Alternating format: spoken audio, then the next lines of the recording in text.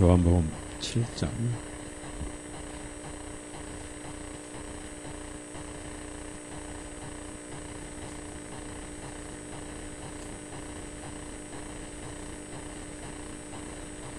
1절에서 9절까지만 있습니다. 이 일 후에 예수님께서 갈릴리에서 다니시니 유대인들이 주님을 죽이려고 하므로 유대 지역에서 다니시기를 원하지 아니했습니다. 이제 유대인들의 명절인 장막절이 가까워지므로 주님의 형제들이 주님께 말하되 이곳을 떠나 유대로 들어가서 당신의 제자들도 당신 행하시는 그 일들을 보게 하소서. 자신이 드러나 알려지기를 바라면서 은밀한 중에 일을 행하는 사람은 아무도 없나니 이런 일들을 행할 바에는 자신을 세상에 다 드러내 보셔서 이는 주님의 형제들도 그분을 믿지 않았기 때문입니다.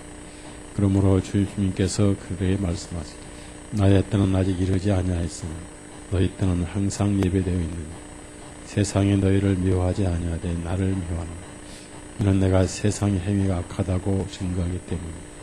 너희는 이번 명절에 올라가라.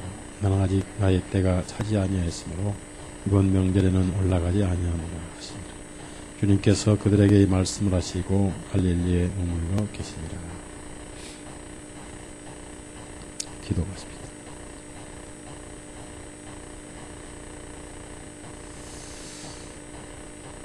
사랑하신 주님, 때가 얼마 안 남았고 마귀의 영원한 형벌에 갇힐 날이 아주 가까이 오고 있고 분명히 이 사실을 말씀을 통해 우리에게 깨우쳐 주시고 있지만 너무나 많은 사람들이 시대의 감각을 느끼지 못하고 열 처녀가 다 잠을 자듯이 깊은 잠을 자고 있음을 참으로 마음이 아프고 먹고 마시는데 정신이 팔려있고 어찌하면 더 육신을 즐겁게 살 것인가에 관심을 가지고 있는 가운데 참으로 그 시므온처럼 안나처럼 구세주의 얼굴 뵙기를 기다리고 주석으로 기도하던 그 신앙을 가진 자 심히 적은 줄 압니다.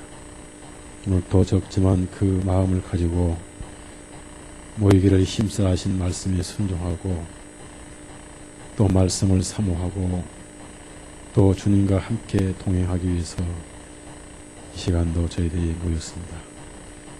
헛되이 왔다가 헛되이 가는 시간 되지 않게 해주시고 썩는 양식이 아니라 영원한 하늘의 양식 만나를 우리 마음속에 가득 채우고 이 험하고 고달픈 세상 말씀의 힘으로 승리하는 삶이 되게 해 주옵소서. 육신 생활에 바빠 모이지 못한 지체들 깨워주시고 세상은 장차 망해 없어질 안개와 같은 거 깨닫게 해주시고 헛된 시간 낭비하지 않냐고 하늘의 영광을 위해서 축적되는 시간들이 되게 해 주옵소서. 예수님 이름으로 기도드렸사옵나이다.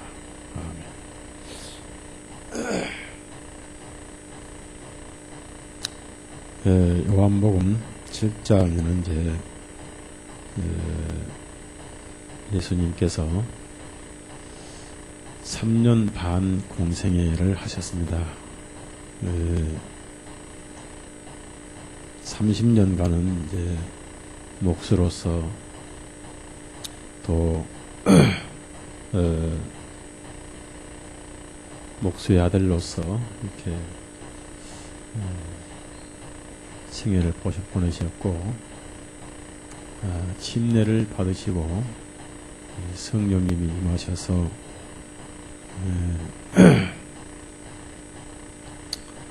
성령님이 임하셔서 하나님의 아들로 공생애를 하신 후에 3년이 지난 정확하게 3년이 딱 지난 바로 이때가 7장 바로 장막절입니다. 장막절은 이제 이로부터 정확하게 6개월 만에 다음해 4월달 그러니까 예수님 6월절에 바로 6월절 어린 양으로 피 흘려 죽으시고 세상 죄를 가져가시고 처리하시는데, 이 초막절은 이때가 바로 10월달입니다. 예수님 오신 지 출생이 10월 14일이고 대충 10월 14일경이고 침례 받으신 지도 10월 14일경입니다. 특히 속죄일이 10월 10일이니까 7월 10일이니까 바로 이 장막절이 속죄일 바로 끝난 바로 그 절기가 한 주간입니다. 그래서 이 장막절 절기가 예수님 지상에서 마지막 절기죠. 그로부터 6개월 동안은 절기가 없습니다.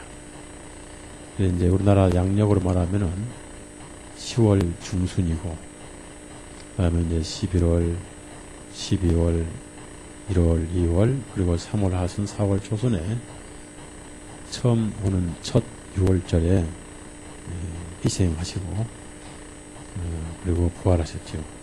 그래서 지상 생애 절기로는 마지막 절기입니다. 그래서 굉장히 중요한 절기고, 또 뒤에 예수님이 하신 말씀에 아주 깊은 의미가 있다는 겁니다. 그래서 이제 이 절기에는 아직 예수님이 죽으시서는 안 되는 때인데, 예수님께서 기적을 행하시고, 또 특히 예수님은 그 종교 지도자들의 부패, 종교 지도자들의 악을 많이 드러내셨어요. 요한복음은 영적인 얘기만 기록이 돼서 그렇고요. 마태복음, 마가복음, 누가복음에는 그런 말씀을 많이 하셨습니다. 그래서 요한복음은 벌써 6장에 3년 세월이 가버렸어요. 그래서 이제 7장에서 11장까지가 6개월간 생애를 말씀하시고 있고, 12장이 이제 마지막 만찬하시는 시간이고, 그리고 14장, 15장, 13장, 14장, 15장, 16장, 17장까지 바로 다락방에서 하신 말씀이고, 그리고 이제 18장 체포되셔서 19장에 희생하시고 20장에 부활하신 사건이 나오고 21장의 마지막 제자들에게 말씀하신 사건이 나옵니다. 그래서 이제 이 7장은 거의 육신 생활의 마지막 6개월이 시작되는 장막절이다. 그 장막절은 어떤 절기냐면은, 장막절은 7대 절기의 맨 마지막에 있는 것입니다. 그래서 이 절기는 이스라엘 사람들이 광야에서 처음 장막을 쳤던 기념, 광야 애굽에서 나와가지고 숫곳이라는 동네에 처음 장막을 쳤죠. 그래서 그 40년간 장막 생활을 했습니다. 구름이 이동하면은 장막을 옮기고, 또 구름이 머물면은 장막을 치고, 그래서 구름 따라서 이제 광야 생활을 했죠. 그 시간이 38년인데, 2년간 포함해 38년인데, 정함이 없는 광야 생활이죠. 구름이 뜨면은 바로 거두고, 구름이 정착하면 바로 장막을 쳐서, 그것이 한 달이든 1년이든 광야에 머무는 생활을 했고, 이것이 또 우리 그리스도인들은 거듭난 이후에 이 세상에는 우리의 정함이 없죠. 어디에 마음을 둔들 그것이 우리 마음을 고정시킬 곳은 없다. 이 세상 생활 자체가 나그네 생활이라는 것을 보실 뿐만 아니라, 이 장막절은 예수님이 육신을 입으신 것을 의미합니다. 하나님이 초막 같은 육을 입으셨다. 그래서 하나님이 육신이 되실 것을 장막절로 이렇게 계시를 하신 거예요. 그래서 1장 14절에 말씀이 육신이 되어 우리 가운데 거주하시며, 그래서 하나님께서 육신을 입고 오신 분이 바로 예수님.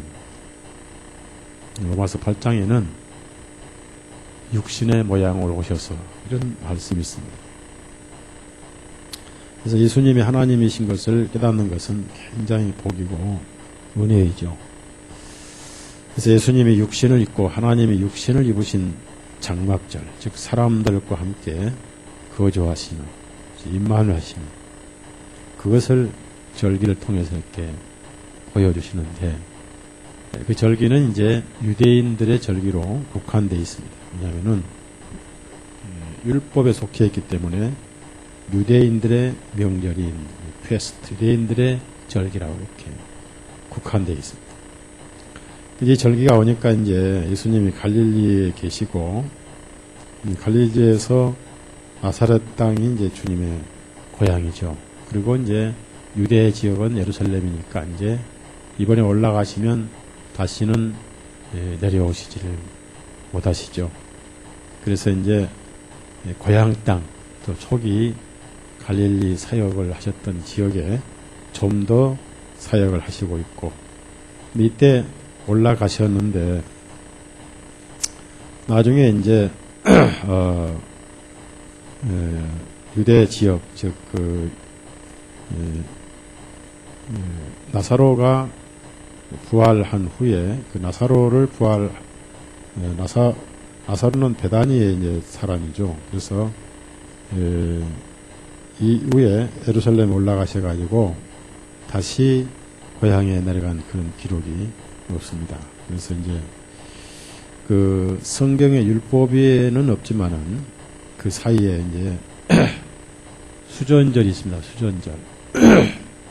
이 수전절은 안티오커스가, 에피파네스가 그 성전을 파괴한 것을 다시 수리 보수한 절기를 수전절이라고 그러고, 그 절기는 율법에 없는 것이고요. 그 다음에 이제 12월 달에 또 하나 절기가 있는데, 보림절 있죠. 보림절. 그 유명한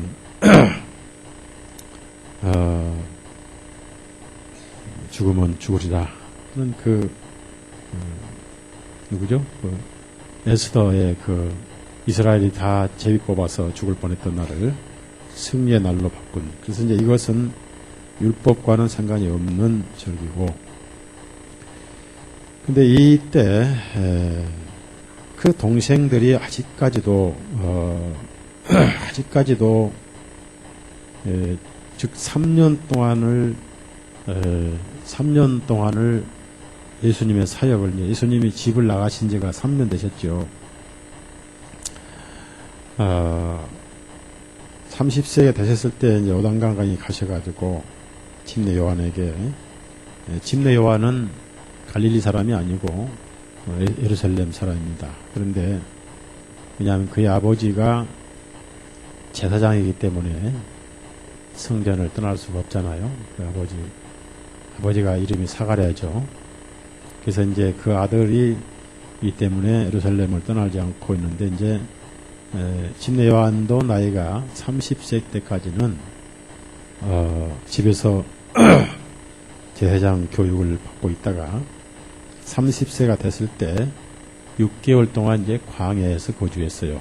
침례 요한도 성전에서 율법에 속한 제사장이 아니라 이제 과도기에 속한 제사장으로서 6개월 동안 광야에서 메뚜기를 먹고 석청을 먹으면서 이스라엘 족들에게 회개의 침례를 베풀었다가 딱 6개월 됐을 때 10월 달에 예수님에게 침례하고 세상 죄를 지고 가신 하나님 어린 양이다, 이렇게 선언을 했던 것입니다. 그래서 3년 동안 형제들이, 마리아나 형제들이 예수님의 사역을 많이 봤는데도 믿지를 않았어요. 믿지를 않았는데, 여기서도 이제 3년이 됐는데도 믿질 않고 일종의 비꼬고 비판을 합니다.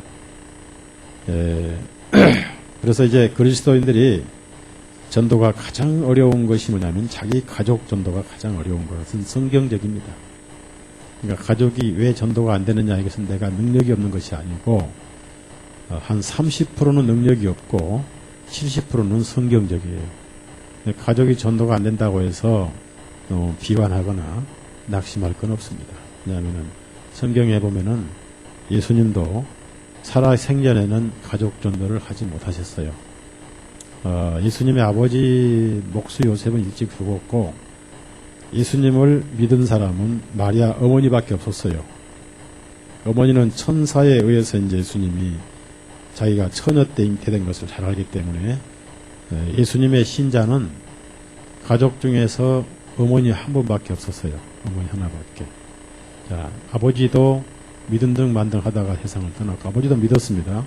믿었는데, 어릴 때 이제 천사의 지시를 받고, 헤로당이 이제 베들레헴 애들 다 죽일 때 이집트로 피난 갔고, 또 천사의 지시 받고 다시 올라가고, 이런 사건에 의해서 부모만 믿었고, 그럼 예수님 밑에 그 형제간들이 몇 명이냐? 남자만 4명이다, 그러면. 남자만 4명. 추정하건대, 여동생들도 한 3-4명은 있었지 않겠는가. 근데 여기서 이제 형제들이 믿지를 않았어요. 3년 동안 안 믿었어요. 또 예수님이 침례 받으시고 곧바로 고향 가셔서 이제 해당에서, 처음 이사야 61장을 읽으시면서 오늘날 이 글이 너희 귀에 이루어졌다라고 말씀하셨어도 그 가르치시는 지혜라든지 이런 것이 지금까지 이제 30년 동안 목수로서 보았던 예수님하고 하나님의 아들로 인치심을 받고 나서 해당에서 가르치시는 그 모습하고 하늘과 땅 차이였어요. 그래서 그 지혜와 가르치는 것에 감동을 했지만은, 그 지혜와 가르치는 것은 감동했지만은, 그 30년 생활을 너무나 잘 알고 있었기 때문에, 고향 사람들은 아무도 믿지를 않았다. 그래서 참 안타깝죠. 그래서 예수님께서,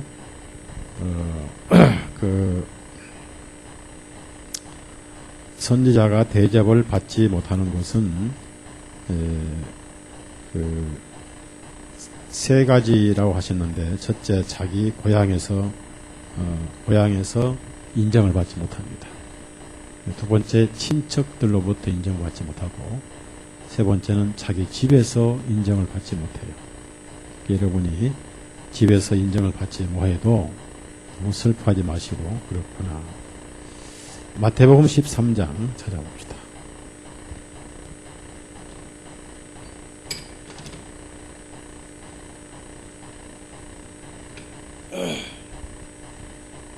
(53절에서) 58절까지. 이제 믿지 않으다 보니까, 믿지 않는 데서 기적을 행하셔도 그것을 거짓으로 믿을 것이기 때문에, 기적은 믿음을 주시기 위해서, 믿음을 갖기 위해 하시는 건데, 믿음을 갖지 않는데 기적을 행하는 것은 낭비이시기 때문에, 믿지 않는 것은 기적도 행하지 않으셨다. 성령님은 믿지 않으려고 하는 사람에게, 의도적으로 믿지 않으려고 하는 사람에게는 성경도 풀어주시지 않습니다. 감동도 주시지 않습니다. 53절에서 58절 읽겠습니다. 예수님께서 이 모든 비유를 마치신 후에 그곳을 떠나 자기 고향으로 오셔서 해당에서 사람들을 가르치시니 그들이 크게 놀라며 말하길, 이 사람이 이런 지혜와 이런 권능들이 어디서 소유하게 되었느냐? 이 사람은 목수의 아들이 아니냐? 그의 어머니는 마리아라 하지 아니하느냐? 그리고 그의 형제들은 야고보와 요셉과 시몬과 그리고 유다라 하지 아니하느냐? 또 그 너희들은 다 우리들과 함께 있지 아니냐? 그렇다면 이 사람이 이런 모든 것들을 어디에서 소유하게 되느냐 하며 그들이 주님을 배척하니, 그러나 예수님께서 그들에게 말씀하시기를, 선지자가 자기 고향과 자기 집 외에서는 존경받지 아니함이 없느니라 하시고, 그들이 믿지 아니함으로 거기서 많은 권능을 행하지 아니하시니라. 여기서 며칠 전까지만 해도 목수였고 목수의 아들이었습니다. 그리고 너무나 그 가족을 잘 알고 있어요. 한 동네니까. 고향이니까 고향. 고향 하면 나사렛 아니겠어요, 나사렛. 나사렛에서 사셨으니까. 그래서 그 나사렛 집을 지을 때 목수가 요셉의 목수였고, 어머니는 마리아였고, 그 다음에 이제, 예수님은 하나님의 아들이시지만은, 이제, 요셉의 첫 번째 아들이 야고보죠. 그 다음에 요셉, 시몬, 그리고 유다. 그 이스라엘 사람들 이름을 지을 때는 꼭 조상의 이름을 많이 지어요. 그래서 야고보는 이제 야곱을 의미하죠. 야곱. 그리고 이제 아시다시피 요셉은 이집트에 팔려갔던 요셉이고, 조상의 이름을 많이 씁니다. 시몬은 잘 모르겠는데, 하여튼 뜻은 모르라는 뜻이고요. 그 다음에 유다 이제, 유다 지파가 있잖아요. 그래서 이렇게 이름을 쓰는데, 그리고 이스라엘의 그 풍습상 여자들은 숫자를 셀 때나 항상 숫자에 넣지 않습니다. 그렇게 여자의 비중을 두지 않는 이유는 그 당시는 가부장적 문화이기 때문에 남편이 어떤 결정을 하면 무조건 따르기 때문에 그 여자들은 쉬지 않았었기 때문에 굳이 여기서 요셉의 딸들을 언급을 하지 않는, 분명히 누이들이 복수니까 하나는 아니다. 즉 밑으로 여러 누이들이 있었을 것이다. 자, 그래서 배척을 했는데 예수님이 미리 말씀하시기를 선지자가 자기 고향과 자기 집 외에서는 존경받지 아니함이 없느니라. 여기서는 이제 예수님이 목수의 아들로 다 알고 있었다는 얘기죠. 육신을 너무 알고 있었다. 그래서 믿질 않았다. 육신을 동네 사람이 이렇게 알고 있어서도 믿질 않는데 가장 잘 알고 있는 사람들은 바로 자기 가족들입니다. 그러니까 요셉과 마리아만 빼놓고, 왜냐하면 요셉은 천사의 계시를 받았잖아요. 예수스라고 이름을 지어라. 구원자라 이름을 지어라. 요셉하고 마리아는 신자고, 구원받은 신자고, 예수님이 이름을 처음 들을 때 구원받았어요. 마리아도 그때 구원받았고, 그러나 그 동생들은 구원을 못 받았어요. 3년간이. 자, 여러분, 지금 예수님이 얼마나 많은 표적을 행하셨어요. 바다 위를 걸어가시고, 안진병이, 눈먼 자, 나병 환자 다 고치시고, 그 다음에 지금 이 7장과 11장 사이에 나사로가 이제 살아난 기록이 나오죠. 오병이어뿐 아니라 많은 표적을 행했음에도 불구하고 그 친동생들은 하나도 믿질 않았어요. 예수님이 전도를 하셔도 안 믿었다. 그래서 육신을 너무나 잘 알고 있는 가족들은 자기 가족들이 그렇게 구원받기가 어렵다. 가족이 가족을 전도하는 것은 참 어렵다.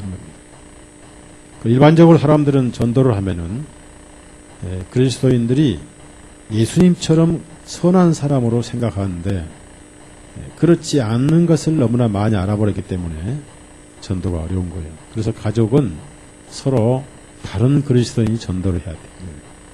그렇게 해서 전도를 해야 된다는 겁니다. 자, 그래서 예수님은 또 그 동네에서 목수로 직업이 인식이 돼 있었어요. 목수.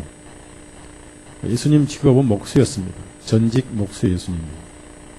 세상 직업은 목수였습니다. 그런 분이 갑자기 하나님 아들이라고 나타나니까 누가 믿겠습니까? 자, 마가복음 6장 보세요. 그래서 예수님 직업은 목수였어요. 목수. 집 짓는 목수. 그 당시 그 직업은 굉장히 천한 직업이었어요. 아주 배척받은 직업은 세리였지만은 그 당시에도 존경받는 직업은 여전히 돌을 가지고 집을 짓는 석재공이 존경받았어요. 석재공보다 훨씬 더 못한 직업이 목수였어요. 6장. 그래서 인건비를 따지면 석재공은 10만 원이다. 그러면 목수는 한 반도 안 되는 한 3, 4만 원밖에 못 받았다. 요즘에 목소 같으면 돈 많이 벌죠. 6장 1절에서 또 6절까지 같이 읽습니다. 그 후에 주님께서 거기를 떠나서 하신의 고향으로 들어오시니 주님의 제자들이 주님을 따라 안식일이 되자 주님께서 회당에서 가르치기 시작하시니 많은 사람이 듣고 크게 놀라며 말하기 이 사람이 어디에서 이런 것을 얻었는가? 그에게 주어진 지혜가 어떠하기에 이런 능력이 있는 그의 손으로 이루어지는가? 이 사람은 마리아의 아들이며 야고보와 요세스의 유다의 시몬의 형제인 목수가 아니냐? 또 그의 누이들이 여기 우리와 함께 있지 않냐 하며 주님으로 인하여 실족하니라. 이 예수님께서 그들에게 말씀하시기를 한 선지자가 자기 고향과 자기 친척과 자기 집을 죄악하는 존경받지 아니한 곳이 어떠다 하시고 거기서는 불과 몇 사람이 병자에게 안수하여 그들을 고쳐주신 것 외에는 다른 능력 있는 일을 행하지 아니하시고 또 그들이 믿지 아니함을 이상히 여기시고 마을마다 다니시며 가르치니 참 가장 복받아야 할 나사렛 사람들이 안 믿었어요. 요즘 깎골로 한번 생각해 봅시다. 자기 고향 사람이 대통령이 됐다. 난리 나죠? 예? 성지를 만들어버리죠. 난리 납니다. 개천에서 용났단 말이 있잖아요. 그 말에 이제 개천에서 임금이 된다. 용상이니까 용입니다. 그래서, 김대중 씨도 섬 사람이니까 개천이잖아요. 개천에서 이제 청와대 용상에 앉았고, 김영삼 씨도 사실은 섬 사람이에요. 거제도 섬 사람이죠. 옛날에는 섬 사람을 인정도 안 했어요. 섬놈이라고 그랬어요. 그런 분이 이제 개천에서 용납했는데, 사실 예수님이 그 촌동네 나사렛 땅에서 이렇게, 이런 표적과 기적을 행하시고, 이게 참 잔치를 하고 축제를 해야 될 날인 그런 상황인데, 너무나 육신을 잘 알기 때문에 오히려 미화하고 멸시하고 천대하고 그 다음에 또 그래서 예수님도 또 그렇게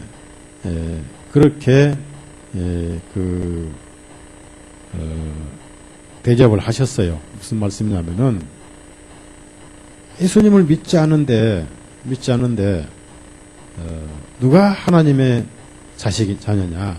여기 내 형제들 아니냐? 이렇게 믿지 않는 사람을 예수님도 부인해 버렸어요. 동생들, 특히 동생들. 마태복음 12장. 여기서 이제 형제간들이 감정이 쌓였어요. 아니, 형님이 이럴 수 있냐? 네? 형님이 집을 나가더니 좀 돌았구나. 우리는 죽으라고 부모들 모시느라고 고생하는데 일도 안 하고 돌아다니시더니 그렇다고 돈이나 보내준 것도 아니고 예루살렘 서울로 가시더니 순 논팽이 아닌가? 그렇게 이제 감정이 자꾸 이제 쌓이기 시작한 거예요. 육신의 감정. 인간은 그래요. 특히 기대를 많이 했을 때 더 실망이 크면 감정이 더 심해지는 것입니다. 마태복음 12장 46절에서 50절까지. 그래서 안 믿었던 거예요. 3년 동안. 참 어려운 거예요. 3년 동안 안 믿은 게 기적이, 이것도 기적이에요. 이것도 큰 기적입니다. 예수님 친동생들이 3년 동안 안 믿었다. 이것도 보통 기적이 아니에요. 그렇죠? 자, 46절에서 50절까지 시작. 주님께서 아직 그 사람들에게 말씀하고 계시는 동안 보라, 그분의 어머니와 그분의 형제들이 밖에 서서 주님께 말하기를 원합니다.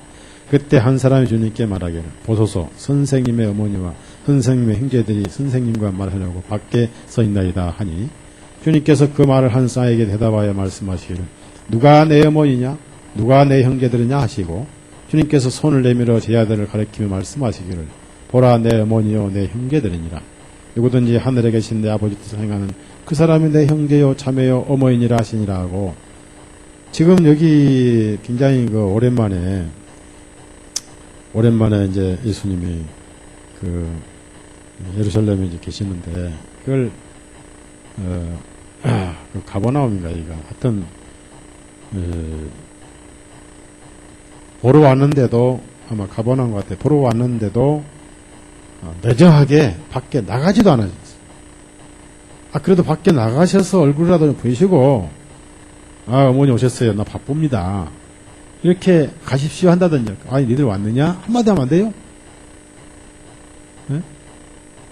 그러니까 여기는 예루살렘까지 아니고 아마 나사렛에서 가까운 가버나움이니까 가까운 동네라서 찾아왔지 않겠는가. 매청하게 나가보지도 않았습니다. 뭐 좀 얘기 좀 하려고 왔는데, 근데 어머니는 그래도 하나님의 아들이시니까 그런가 보다 했는데, 그때 동생들은 에휴, 형님 잊어버리자, 없었던 걸로 치자 하고 이제 감정을 가졌지 않겠는가.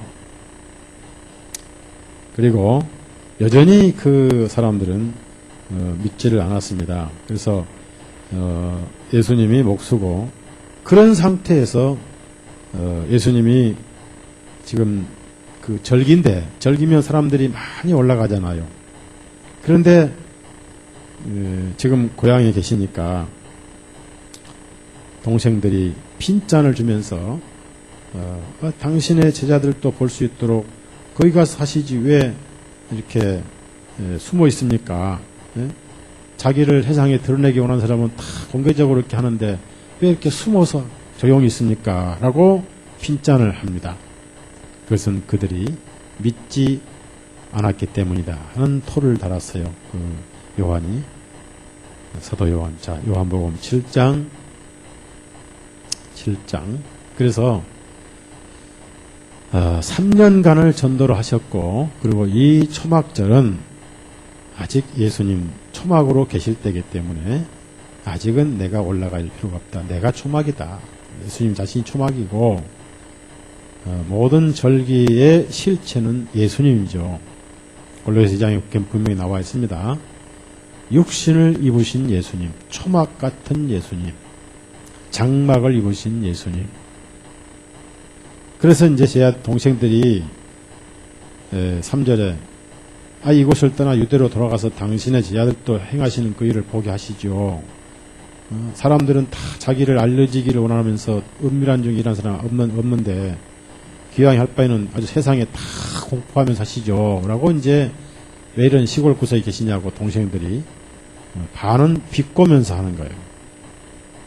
이는 주님의 형제들도 그분을 믿지 아니했기 때문이라. 5절에 주님의 형제들도, 그러니까 내 형제들이 하나도 안 믿었어요.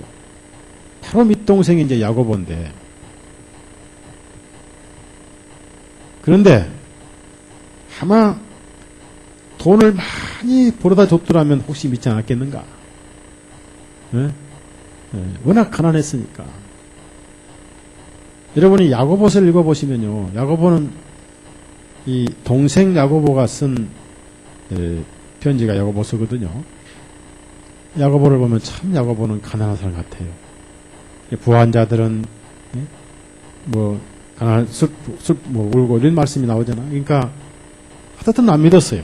그러나 예수님은 6절에 나의 때는 아직 이르지 아니하였으나 나의 때, 이 나의 때가 피 흘리실 때입니다. 6월절입니다. 그래서 나의 때는 이제 아직 6개월 남았다. 그러나 너희는 항상 예배되어 있다 그랬어요. 여기서 너희 때는 너희가 나를 깨달을 때입니다. 너희 때. 우리로 말하면 구원받을 때예요. 너희 때는 항상 예배되어 있다. 그러니까 오늘 못 받으면 내일 받으면 되고, 내일 못 받으면 모레 받으면 되고, 죽기 전에 받으면 돼요. 그래 관 속에 들어가면 안 되죠. 숨이 끊어 들어가니까 안 되고, 임종 직전에 구원받을 수 있어요. 강도 마냥. 그러니까 너희 때는 항상 예비되어 있다. 그러나 내 때는 6월절 때는 한 6개월 남았다. 그리고 7절에 세상이 너희를 미워하지 아니하되 나를 미워하나니 이는 내가 세상의 행위가 악하다고 증거하기 때문이라. 자, 이상하게 이스라엘 사람들은 빵을 줄 때는 수만 명이 왔어요. 사람들 수만 명이라고 그랬습니다. 병 고칠 때 수천 명이 왔어요. 빵 주고 병 고칠 때 수천 명이 왔는데 위선과 행위를 드러낼 때는 다 미워했어요. 그러면 위선과 행위를 드러내신 것은 미워서 드러냈을까요? 사랑해서 드러내셨을까요? 네? 복음은 의인에게 필요해요? 죄인에게 필요해요? 이게 죄인인 것을 알게 하신 거 아니에요. 그게 사랑이죠. 그래서 여러분 양심에 가책이 오는 것은 하나님의 사랑이에요. 가책이 온다, 그것은 정상적인 양심을 가지고 있다, 그 말. 그러니까 양심이 입을 벌려서 한마디 때리거든 감사합니다 해야 돼요. 아멘요? 한 번 핑 맞고도 한 번 더 때려주옵소서 하는 거예요. 맞죠? 양심에 맞는 것은 복인 겁니다. 그 다음에 무엇이 와요? 은혜가 오잖아요. 항상 은혜는 죄인에게만 내리잖아요. 자칭 의인에게는 은혜란 상관이 없고 은혜란 단어는 영원히 상관이 없는 사람이죠. 그래서 이번 명절에는 올라가거라. 나는 때가 아직 차지 아니했으므로, 즉 아직 6개월 남았으므로, 즉 다니엘 9장에 그 69일에 70일에 반쯤이 차지 아니했으므로 이 명절에는 올라가지 아니하노라. 그렇게 말씀하시는데 이상하게 그 네 형제들이 원래 그 절기 때마다 1년에 3번씩 올라갑니다. 성경에 보면은 너희 남자들은 1년에 3번씩 내 앞에 오되 그냥 오지 말고 뭔가 예물을 가지고 와라 이렇게 말씀합니다. 그러니까 3번이란 말은 봄에 3대 절기에 한 번, 이어지는 절기 한 번. 6월절, 무교절, 6월절은 하루고 무교절은 일주일간입니다. 그 다음에 초실절, 그 다음에 이제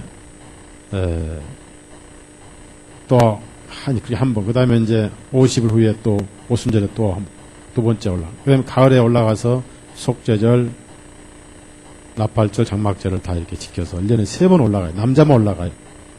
그러니까 형제들 다 올라갔죠. 동생들이. 다 올라갔는데 그 절기가 육신으로 계실 때 마지막 절기이기 때문에, 왜냐하면 6월절은 그 6월절을 예수님 이루시기 때문에 지킬 수가 없습니다. 6월절을 몸으로 이루시죠. 그러나 여기 마지막 절기에 조용히 올라가셨어요. 올라가셔서 아무도 모르게 6월절을 보내시다가 중간쯤 되었을 때 성전에 갑자기 가시더니 말씀으로 가르친 사람들이 놀래가지고 토론이 생긴 거예요. 이 사람이 도대체 어떻게 배운 적도 없는데, 15절에 유대인들이 더 이상 여기에 말하기 이 사람은 전혀 배운 적이 없었는데 어떻게 글을 아는가? 그러면 전혀 배운 적이 없었다라고 생각해 볼 때 어린이집도 보낼 돈이 없었어요. 어린이집도 보낼 돈이 없으신 거예요. 유치원은커녕 어린이집도 보낼 돈이 없었다. 워낙 가난해가지고 먹고 살기 급했다는 얘기죠. 목소가 벌어가지고. 또 식구는 좀 많아요. 그냥 안 버리신 게 아니라 너무 가난했다는 얘기죠. 너무 가난했다. 얼마나 가난했는가요. 예물을 드릴 때 그 흔한 양 한 마리를 못 샀어요. 어지간하면 다 양을 사는데, 요즘 불교인들을 4월 초팔 되면요, 4월 초팔 되면 절에다가요 싸구려 등 쏘지 않습니다. 몇백만 원짜리 등을 사요. 몇백만 원짜리. 그 등 하나가 자기 영생이에요. 자기 영생. 그걸 점등이라고 그러잖아요. 그 속에 자기 그 이름 놓고 해서 이제 불을 켜서 영혼을 밝힌다. 그래서 그 달아놓고 참 안타까워. 이번에도 어떤 그런가 하면 이제 카톨릭은 공을 세운 만큼 연옥에서 자기가 자기 친척들이 천당을 올라가요. 연옥에서. 그래서 이제 카톨릭이 돈이 많이 모인 이유가, 옛날엔 속죄권 팔아먹는 지금 연옥을 팔아먹는. 이번에 성당 짓는다 어떤 사람이 개인적으로 300억을 했더라고요. 300억. 참 그걸 보고 그런 기사를 제가 안 봤어야 되는데 참 보고 속이 뒤집어지더라고. 또 욕심나지. 아이고 저놈이 구원받았더라고. 참 안타깝더라고. 쓸데없는 거예요. 그래서 이게 속이는 건데요. 말씀하시는데 사람들이 어떻게 글을 모르는 분이 이렇게 잘하는가 봐. 그때 예수님께서 내 교인은 내 것이 아니고 나를 보내신 분이 것이니라 하면서 이제 나중에는 마귀가 들렸다고 욕을 하는데 그 유명한 말씀을 하셔요. 그 유명한 말씀. 바로 끝날 때 하신 말씀. 바로 이 끝날이 육신의 마지막 명절이기 때문에 이제 언제 이 생수가 그분의 배에서 흐르느냐, 우리 심령에 흐르느냐 하면 바로 6월절 때 흐르기 시작을 해요. 그래서 그것을 마지막으로 여기서 말씀하신 거예요. 자, 37절에서 39절까지.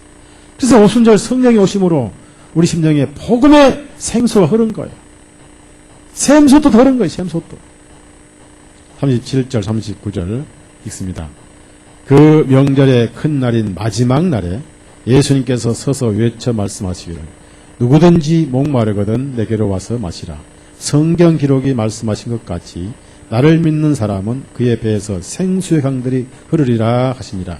이는 주님을 믿는 자들이 받을 성령님에 관하여 주님께서 전하시는 말씀이라. 예수님께서 아직 영광을 받지 못하셨기 때문에 아직 성령께서 그들에게 계시지 아니했습니다. 영광을 받지 못하였기 때문에, 그러니까 오순절에 성령이 임하셨고 부활이 영광이죠. 자, 그의 배에서 생수의 강들이 흐르라. 그 마지막 절기. 자, 그런데 이 야고보 바로 밑 동생이 구원받으면 밑에 동생들 줄줄이 구원을 받을 건데 이렇게 믿질 않았던 야고보가 어느 세월에 구원을 받았는가?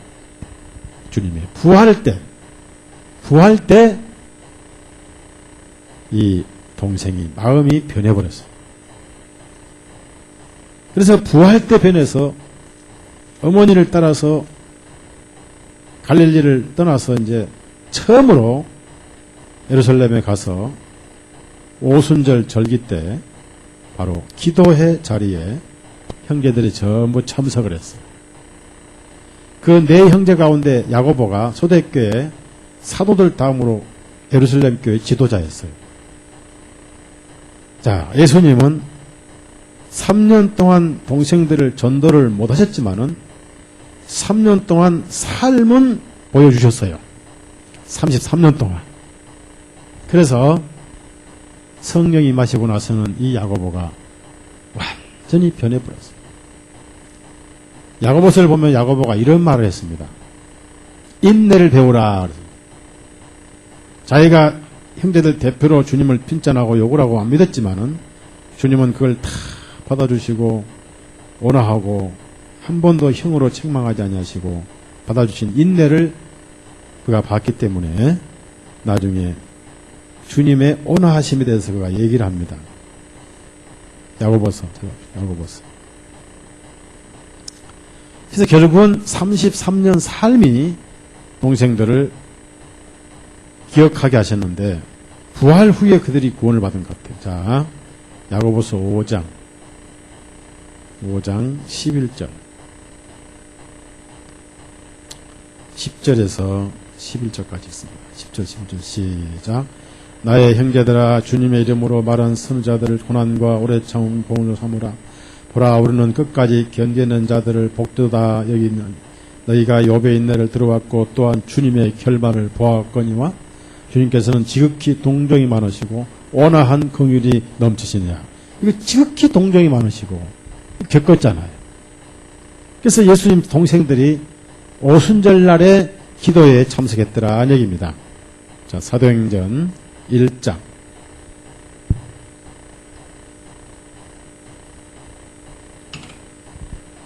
1장 그 어머니 마리아의 신앙이 이제 이때 아버님 돌아가셨고 아버님이 하늘나라 가셨고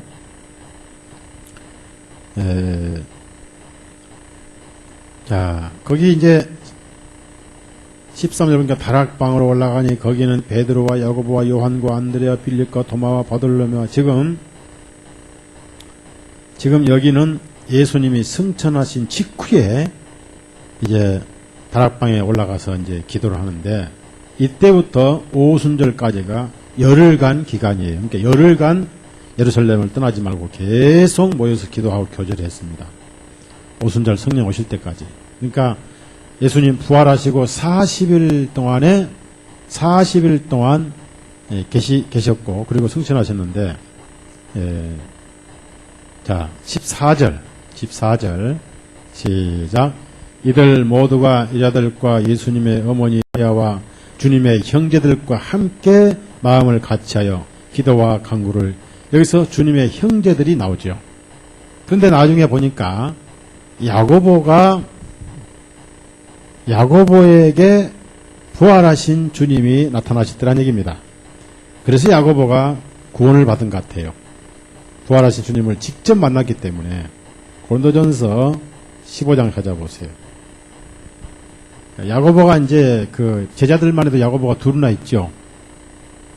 요한의 형제 야고보가 있죠. 근데 요한의 형제 야고보는 사역도 별로 하도 못하고 순교해버렸어요.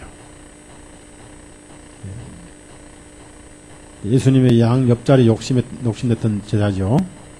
네, 제자 중에 제일 먼저 순교했어요. 순교자의 멸류관을 받았죠. 사도행전 15장 보면은 부활하셔서 자기 친동생 야고보에 나타나신 거예요. 야고보에. 자, 7절 시작. 그 후에는 야고보에게 보이시고 그 후에 모든 사도에게 보이셨고, 여기서 야고보가 충격을 받았겠죠. 여기서 야고보가 구원을 받았겠죠. 그래서 기도 모임에 참석해서 그 동생이 변화받으니까 밑에 있는 세 동생들, 여동생들 줄줄이 구원받았겠죠. 줄줄이 변화했겠죠. 그렇죠. 가족들도 패가 있었어요. 패가. 구원파가 있고 지옥파가 있더라고. 그런데 이제 그 가족들도 패끼리 또 모이더라고. 이상해. 그 반대하는 가족이 있고 또 옹호하는 가족이 있긴 둘로 나눠지더라고. 항상 어느 집에고 여당 야당이 있나 보더라고. 근데 이제 이 큰 아들이 이 야고보가 구원받으니까 줄줄이 다 구원받아. 야고보에게 보이시고. 그런데 바울이 박해자가 거듭나니까 완전히 열심파가 되는 것처럼 이 야고보가요, 나중에 얼마나 열심파가 돼서 전도를 많이 했느냐. 이 야고보는 바로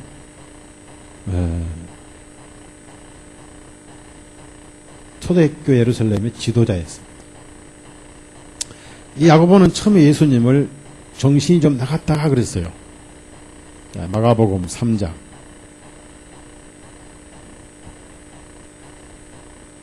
마가복음 3장. 이때 예수님 이제 가출한 때인데 집으로 다시 끌어가려고 동생들이 다 이제 왔는데, 친척들은 사실은 가족들이요. 뿌린데 가족들인데, 야고보서 마가복음 3장 21절. 그래서 예수님을 얼마나 오해를 했는가. 만약에 여러분도 그래요. 가족의 제일 큰 아들이 돈을 벌어 와야 되는데 돈벌이 안 하고 그냥 목회만 한다. 그럼 이거 정신 나갔다고 그러죠. 100% 그렇습니다. 자, 21절 시작.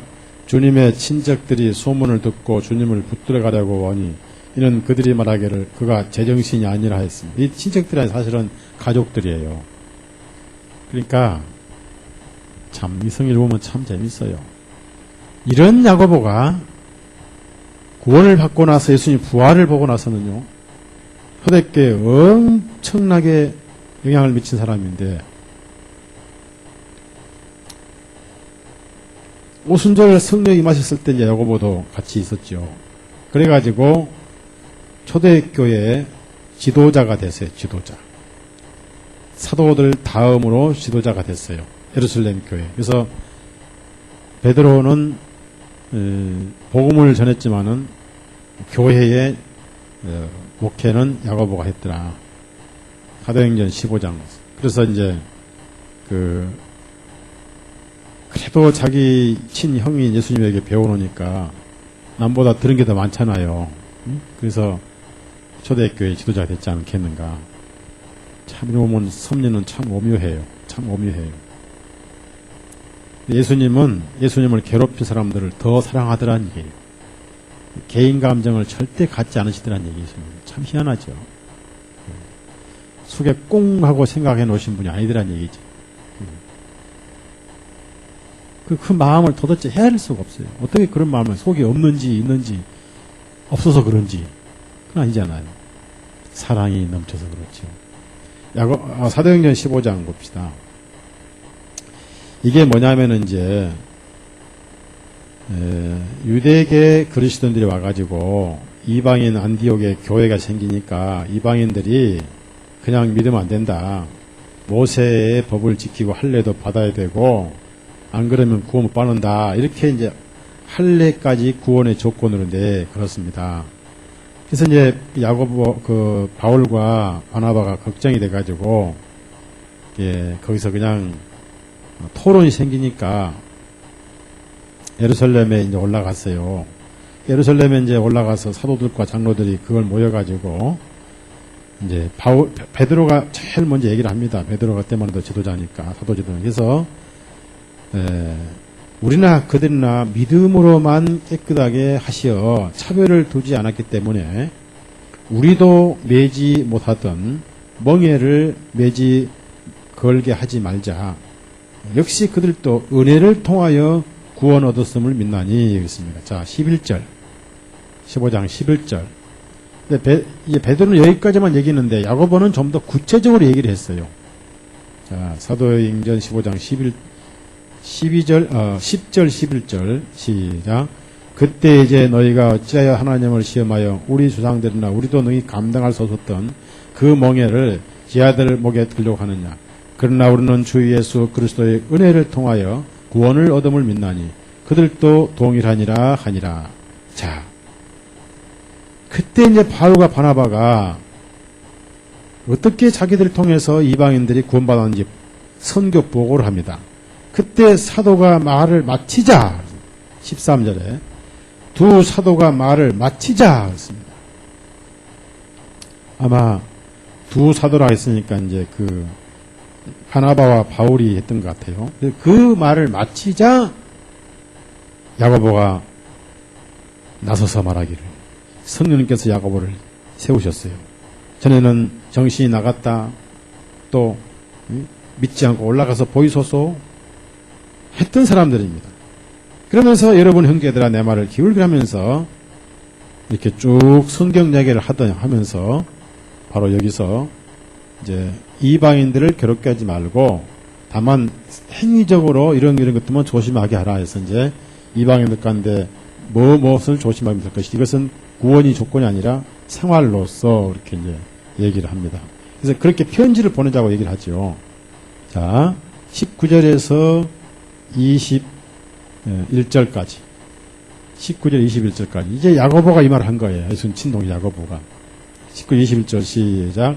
그러므로 나의 판단은 이방인들 가운데서 하나님께로 돌아온 사람들을 우리가 괴롭히지 말며 다만 우리가 그들에게 글을 써보내어 우상들에게 바쳐져 더럽혀진 것과 음행과 목매어 죽인 것들과 피로부터 멀리하게 하자는 것이니 이는 어느 성읍에서나 옛 시대의 모세를 전한 자들이 있어 안식일마다 해당해서 그 글이 읽혀지고 있음이라 하니라. 예.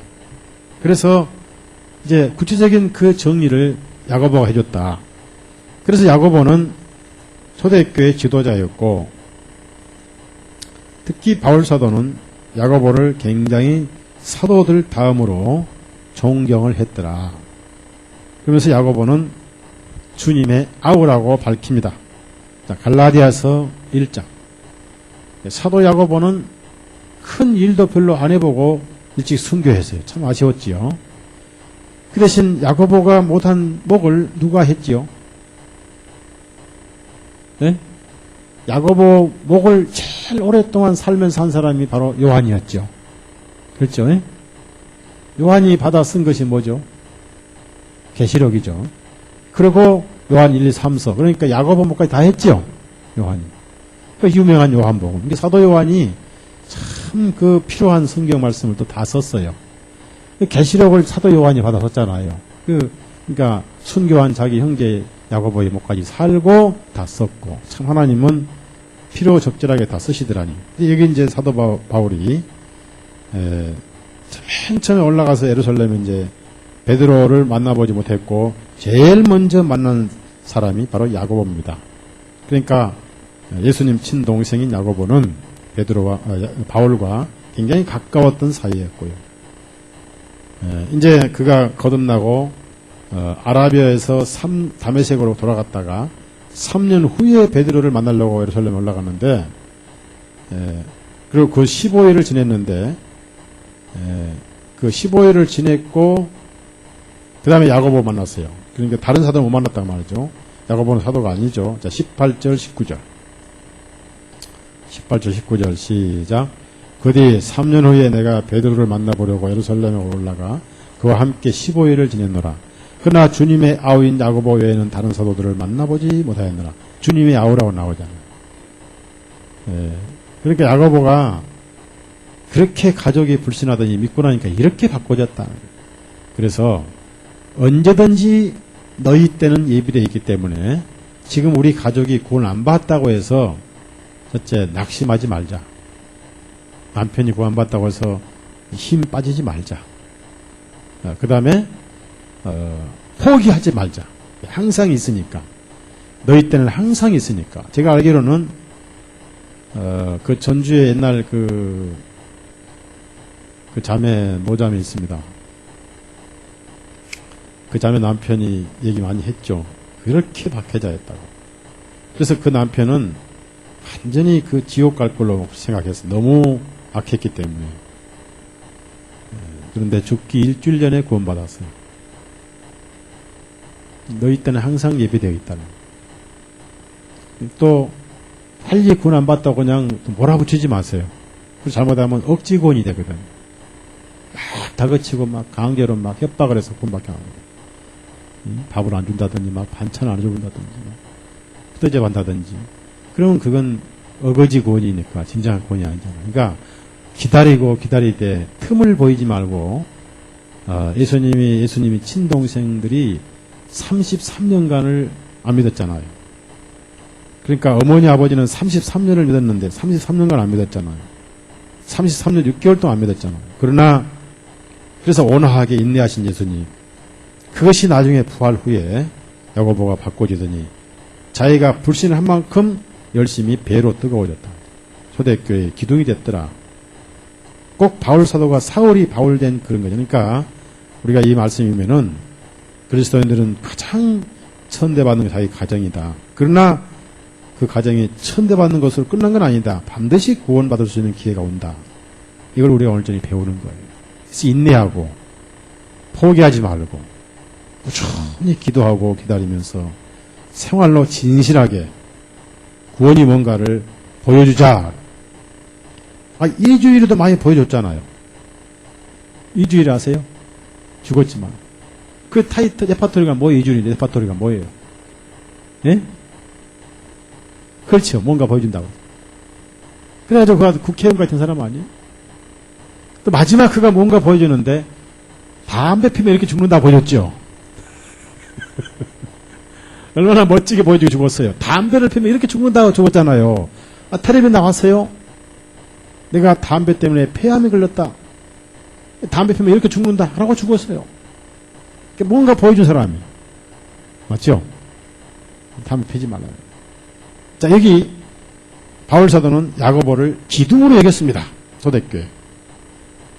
자, 8절, 2장 8절, 9절. 2장 8절, 9절. 다 같이 읽습니다. 시작. 이는 할례자들의 사도직을 위하여 베드로 역사하신 그분께서 이방인들을 향한 나를 통해서 또 강력하게 역사하셨느니라. 기둥으로 여기던 야고보와 게바와 요한이 내게 주신 은혜를 깨닫고 나와 바나바에게 친교의 약수를 하였으니 우리는 이방인들에게 가고 그들은 할례자들에게 가고자 합니다. 여기서 기둥으로 여기던 야고보 그랬습니다. 그러니까 초대교회 사도는 아니지만 이렇게 예루살렘 교회를 지도했던 사람이 누구냐? 바로 야고보였다. 그래서 결국은 이 야고보 동생들이 이렇게 믿지 않다가 나중에 이렇게 변화됐는데 예수님은 조용히 올라가시면서 기적을 행하시고 표적을 행하셨지만은 땅의 영광을 결코 구하지 아니하셨다. 그럼 동생들이 그 당시 절기에 올라가서 자신을 드러내서 인기를 끌고 땅의 영광을 구하소서 그런 뜻입니다만은 예수님은 세상 영광은 티끌 같은 것이다 하고, 자, 그 영광 얘기를 하셔요. 요한복음 7장. 그래서 우리 그리스도인들도 주님의 발자취를 따라가야 됩니다. 부질없는 세상 영광을 우리가 찾지 말아야 돼요. 꼭 하지 말아야 돼요. 다 헛되고 헛된 것이고, 우리의 심령에 남는 것은 황폐함밖에 없는 게 세상 영광입니다. 자, 우리 주님이 하신 말씀 18절에 자기 스스로 전하는 자는 자신의 영광만 구하되, 어떻게 하든지 인기 끌고 유명해지고, 그래서 유명인사는 사실은 무명인사예요. 그저 그리스도인들은 자기가 예수님 안에서 안 보여야 되고 가리워져야 되고, 예수님만 드러나야 돼요. 그래서 자기 스스로 전하는 자는 자신의 영광만 구하되, 어떻게 하면 인기 끌고, 어떻게 하면 존경받고, 어떻게 하면 모사와 깨를 부려서 자기를 드러내고, 그저 다른 사람을 자기 밑에 깔아뭉개고 높아지려고 애를 쓰는 게 세상인데, 자기를 보내신 그분의 영광을 구하는 자는 참되니 그의 속에는 아무 불의도 없느니라. 바로 예수님 말씀이에요. 끝까지 하나님의 영광만 구하신 거 아니에요. 그래서 오해도 많이 받고, 귀신 들렸다, 마귀 들렸다, 이렇게 우리 예수님은 정의를 행하시면서 사랑을 행하시면서도 오해를 받고 심지어 죽이려고 했고 이스라엘에게 버림받았다. 이것이 뭡니까? 사랑은, 사랑받는 사람이 사랑을 꼭 돌려줄 것으로 사랑한 것은 아니다. 그래서 예수님은 원수를 사랑하셨다. 네. 이 말씀을 쭉 읽어보면은요, 이제 3년이 지나다 보니까, 어느 정도 이스라엘 사람들 사이에 예수님을 인정하는 사람들과 부인하는 사람들의 선이 좀 그어진 것 같아요. 인정하는 사람들은 소수고, 부인하는 사람들은 더 많고, 그래서 이제 외모로 볼 때는 절대 그리스도가 아니지만은 그분의 삶을 보니까, 행위를 보니까 그분이 바로 그리스도 아니겠는가라고 인정하시는 사람도 있었습니다. 요한복음 7장 30절부터 31절을 읽고 오늘 마치겠습니다. 30절, 31절 시작. 그들이 주님을 잡으려 하였으나 주님께서 손을 대는 자가 아무, 이는 주님의 때가 아직 이르지 아니하였기 때문이다. 백성 중에 많은 사람들이 그분을 믿고 말하기를 그리스도께서 오실지라도 이 사람의 행한 것보다 더 많은 기적을 행하시겠느냐 하니라. 바로 이분이 그리스도죠. 그리스도죠. 너무나 많은 기적을 행하셔서 앞으로 다른 그리스도가 혹이 오신다 한들 이분보다 더 많이 하시겠느냐. 그러면 곧 이분이 그리스도가 아니겠느냐. 이거. 맞죠? 네. 그래서 예수님은 땅에서 요란스럽게 자기를 드러내신 분이 아니었더라. 그분은 조용하게 낮추시면서 일을 하셨더라니. 이사야 42장. 이런 예수님을 우리가 모시고 있다는 것은 복이 있는 게 아닌가. 참 복받은 자가 아닌가. 그리스도인은 그 복을 생각하면 너무나 엄청난 건데 잘 몰라서 그렇죠.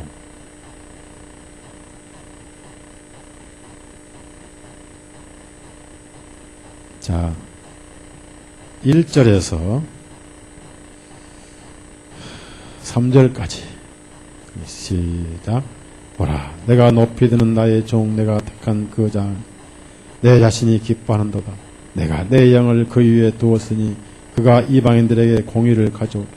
그는 외치지도 아니하고 높이지도 아니할 것이요, 또한 그의 음성이 길거리에서 들리지 아니하게 하고, 그는 상한 갈대를 꺾지 아니할 것이며 연기나는 심지를 끄지 아니하고, 그가 진리에 따라 공의를 베풀 것이라.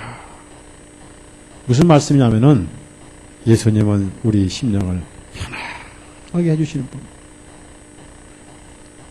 아기 앞에, 잠자는 아기 앞에 소리를 지르면 아기가 깜짝 놀라서 경기하죠. 살살 평안하게 자장가를 불어주시는 엄마 같은 마음이 우리 주님 예수님입니다. 어떤 죄인에게도 공포감을 느끼지 않게 해주신 분이 바로 우리 예수님입니다. 그 말. 맞지요? 그래서 그 사랑이 동생들이 그렇게 주님을 원망했는데도 주님은 절대 그들에게 복수를 하지 않으셨더라. 거기서 야고보가 감동해가지고 마음이 바뀌어버리지 않았겠는가. 그래서 예루살렘의 지도자들 중에 하나가 야고보였다. 사도행전 21장 진짜 마칩니다. 21장 진짜로 더 이상 읽지 않습니다. 아니 진짜요. 제가 진짜 했는데 성령께서 더해 하셨으니까 했지 뭐. 저는 진짜 하고 지금 성령님이 더 읽으라고 하신 거예요. 그게 제 책임이 아니에요. 17절에서 19절 17절 19절 시작. 우리가 예루살렘에 이르니 형제들이 우리를 반갑게 받아들이니라. 그 다음날 바울이 우리와 함께 야고보에게로 가니 모든 장로들이 와 있더라. 바울이 그들에게 문안한 후에 그의 사역을 통하여 하나님께서 이방인들 중에 이루신 일들을 낱낱이 설명하니, 그래서 야고보에게로 가니, 즉 야고보가 예루살렘 교회의 중심이었더라. 어떻게 이렇게 변했겠느냐? 예수님의 줄기찬 사랑 때문에 변했다는 얘기입니다. 사랑만이 변하더라. 그래서 여러분의 가족들이 여러분을 박해하더라도 사랑으로 끊임없이 베푸십시오. 때가 되면 반드시 제2의 야고보가 됩니다. 맞죠? 따라서요, 이제 우리 아내, 우리 남편, 따라서요, 우리 아버지, 우리 어머니, 우리 동생들, 우리 친척들, 우리 새끼들, 자식들, 반드시 어느 날 야고보가 될 것이다. 그 말이에요. 거기에 반드시 사랑이 필요하다. 절대 예수님은 두렵게 하시거나 놀라게 하신 분은 아니다. 그 말. 어떤 죄를 지은 죄인이라도 사랑으로 회개하게 하시지 협박해서 회개하게 하시는 분은 아니다. 그 말. 사랑만이 진정한 회개를 하게 하지 협박으로 하는 회개는 그건 가짜 회개다. 그 말이에요. 얘가요. 너 회개 안 하면 지옥불에서 인도로 네 눈을 쥐죠. 그래서 회개한 사람은 마음의 회개가 아닌 거예요. 이거는. 그 가짜 회개인 거예요.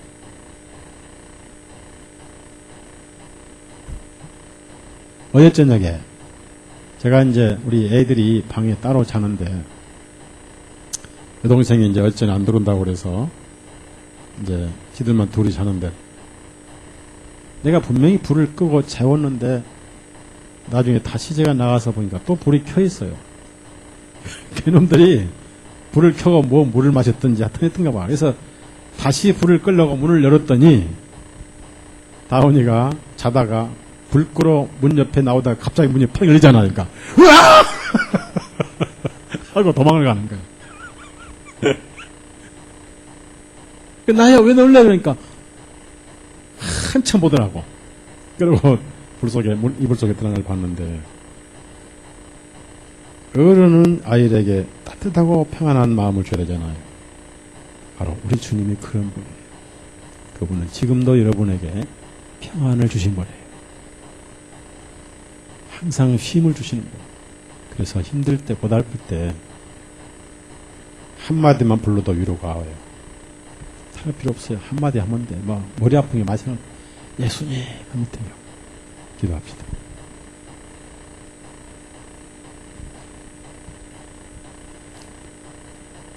선하신 주님, 빌리지 아니하시고 소리를 외치지 아니하시며 아무리 악한 불신자도 반드시 회개할 때까지 편하고 사랑하시고 변함이 없으시고 인내로서 원하신 주님, 그렇게 표적과 기적을 많이 베푸셨어도 가장 가까운 친동생들이 믿지 않고 있다가 3년 반 동안 33년 6개월 동안을 믿지 않고 있다가 주님의 부활하심을 통하여 완전히 변화받은 야고보, 초대교회의 가장 위대한 지도자였음을 저희들이 배웠습니다.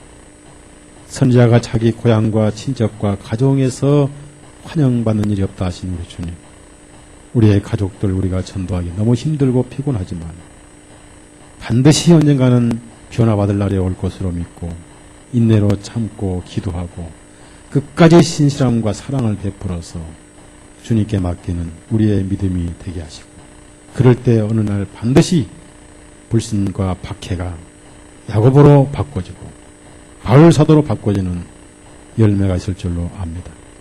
결코 포기하지 않는 소망과 믿음을 가지고 우리 가족들을 전도하게 하옵소서. 예수님 이름으로 기도드렸사옵나이다. 아멘. 마치겠습니다.